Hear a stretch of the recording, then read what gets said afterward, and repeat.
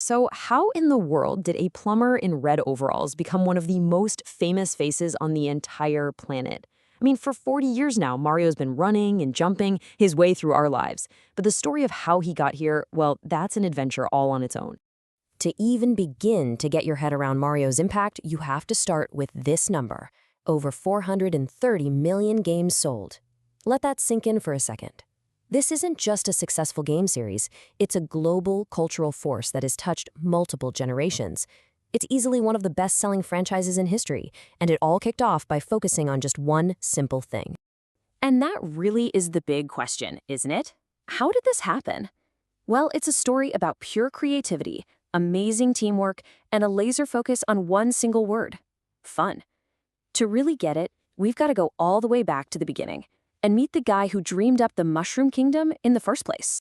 Our journey starts with one man, Shigeru Miyamoto. And here's the thing about him. He wasn't your typical tech guy or programmer. Nope. He was an artist, an industrial designer. And it was his totally unique way of looking at things, his method, that became the secret sauce behind all of Mario's success. This quote right here, this is everything.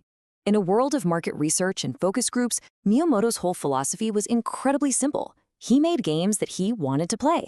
He just trusted his gut that if he was having a blast, other people would too. And what's so cool is where he got his ideas from. Miyamoto's game designs are basically a map of his own childhood. You know that feeling of wonder and discovery in a Mario game?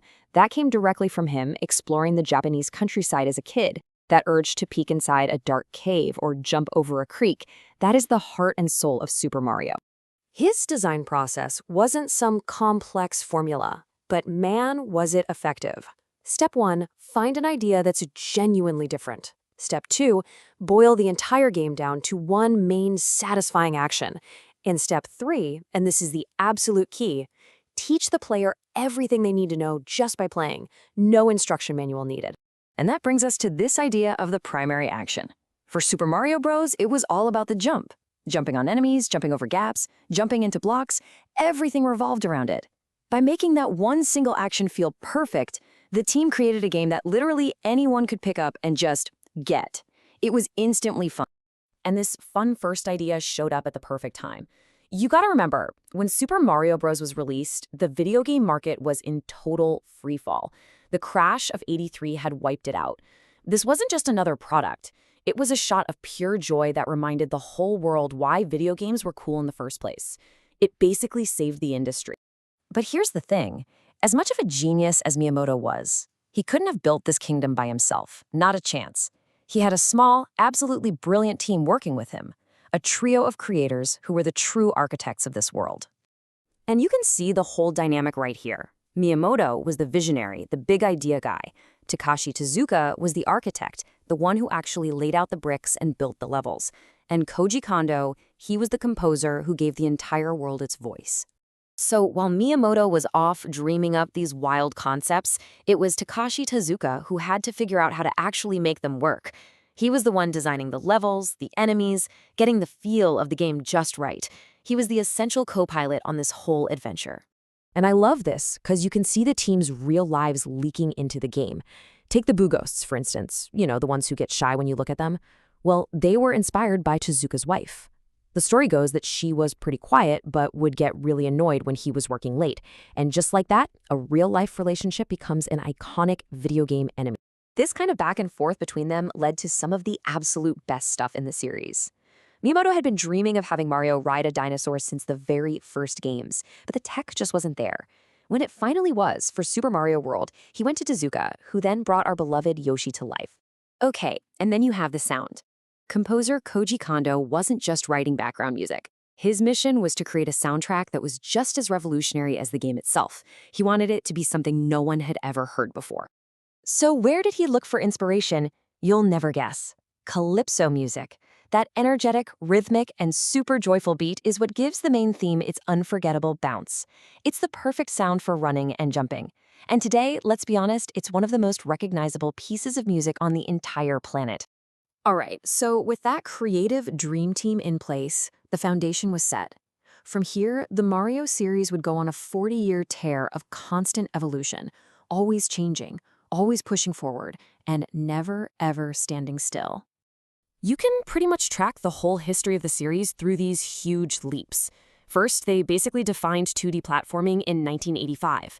Then, in 96, they literally wrote the rulebook for how 3D games should work with Super Mario 64. Then they brought 2D back in a huge way before going back to the giant open 3D worlds with Odyssey. Each one was a game changer. And through all of that, the games have kind of fallen into two main styles. On one side, you have the straight-ahead obstacle course games, where it's all about getting from point A to point B. And on the other side, you've got these big open-world sandbox games that are all about just exploring and finding cool stuff. And the genius move is that Nintendo keeps jumping back and forth between these two styles. It's how they've kept the series from ever feeling old or predictable. Every time a new Mario game comes out, it manages to feel totally new, but also kind of like coming home. So after all these years, all this innovation, what's the ultimate impact? Well, to really understand Mario's legacy, you just have to look at the jaw-dropping numbers and his incredible cultural reach. I mean, this table really says it all. From over 40 million copies of the original on the NES to almost 28 million for Odyssey on the Switch, Mario has been an absolute monster on the sales charts for every single Nintendo console. That kind of consistency over decades, it's almost unheard of. And check this out. This chart just proves how smart Nintendo's strategy has been. When they decided to bring back the classic 2D style with New Super Mario Bros. On the DS, it wasn't just some small nostalgic release. It became the best-selling portable Mario game ever, showing that people were hungry for both styles of gameplay. But really, in the end, his influence goes way beyond sales numbers. When you've got 91% of adults in a country recognizing you, you've officially moved past being a video game character. You're a cultural icon. He is as famous as any global brand or movie star out there. And that brings us to today.